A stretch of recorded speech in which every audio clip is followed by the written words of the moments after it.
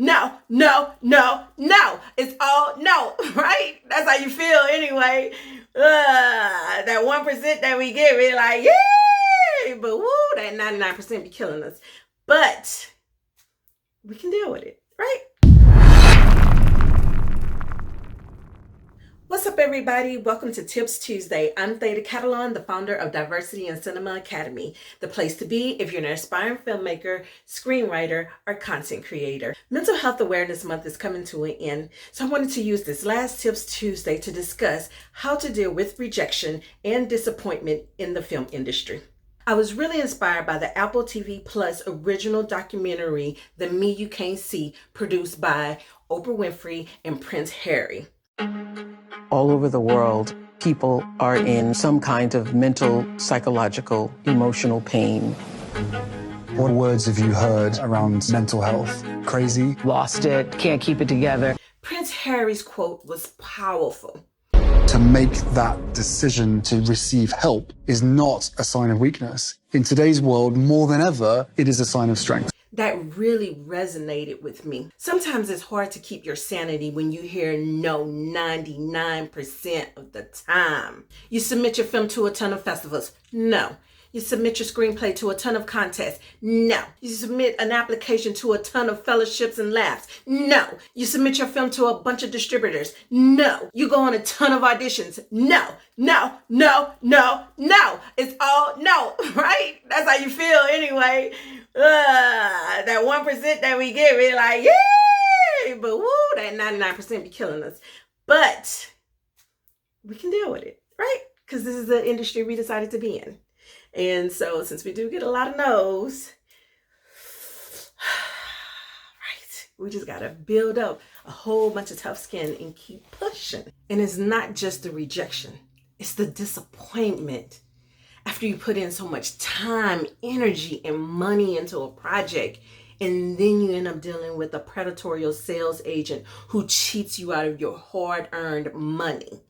Let me tell you, that can be devastating. And I know that for a fact because I went through that. And it was not fun.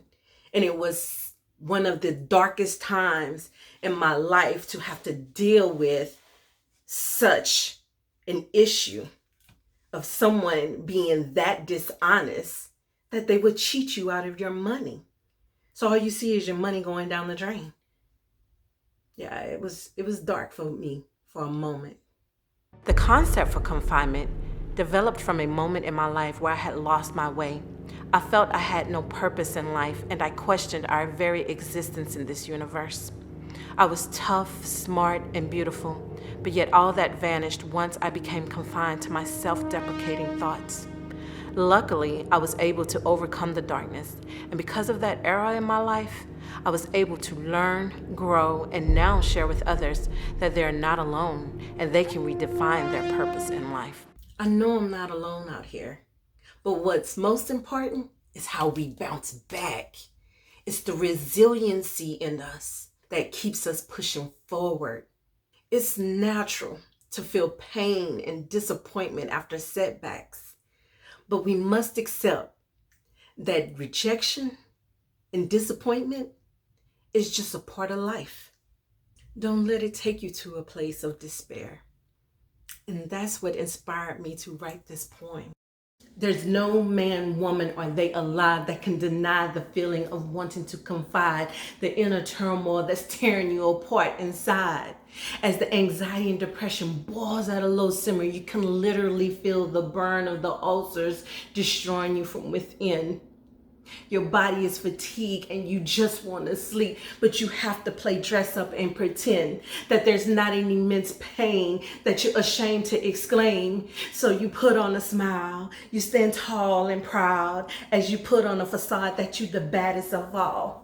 Meanwhile, you're suffering in silence. Damn near want to put a gun to your head because you'd rather be dead. Now you're screaming out loud because you're just trying to get the thoughts out of your head. Lord, can you hear me? Because I'm not ready to fade. So you take the first step to seek help for your plight. Damn what you think of me because I'm fighting for my life. Woe thee who thinks mental rehabilitation is a sign of weakness. For your strength lies in the fact that you was courageous enough to seek support when you didn't even think you were enough. Don't ignore your feelings. Feel free to wallow in that misery for a minute. Do what you have to. Whether you want to scream out to the heavens and shake your hands to the sky, or call all of your friends and family and just vent to get it out. Do what you have to get it out of your system, and then move on. It is what it is. We just move on. Nothing is gained by dwelling on the negative. Most of the time, the rejection probably don't even have anything to do with you as a person. It has something to do with the project. If a casting director doesn't call you back, maybe you just didn't fit the role. Maybe you was too young. Maybe you was too old. Maybe you was too lean. Maybe you had a little bit too much weight on you. Whatever it is, it could be a whole bunch of different maybes. And you could have killed it. You just didn't fit that role. And that's okay. That's what you have to tell yourself. That's what you have to remind yourself. Even as filmmakers and screenwriters, we're submitting our films and our screenplays to all these different companies, and we getting no's. And sometimes I'm a producer. People submit stuff to me. And sometimes it's just like, maybe I don't have the funding at this time, Or maybe it's just not the type of project that I do. Some production companies only do sci-fi, some only do drama, some only do horror. So those are the things that you have to keep in mind, that they, on the other end, may have other issues that they are dealing with, that this is not the time for this project at this moment. And you just move on, because it might be for the next company, right? So you just keep pushing. As you can see, we can't avoid disappointment in life, but there are some things that you can do to help settle your thoughts. So here are a few tips of some things that I do to help me when I come to that moment of disappointment and crisis. So the first thing that I do is meditation. Meditation helps ground me. I focus on the breath, and the breath helps me to send my thoughts elsewhere, to not think about that problem. The next thing that I do is yoga. Now, I'm not a true yogi, and I don't understand all of the spiritual aspects of it that originated from out of India. However, when I practice, I become one with the breath.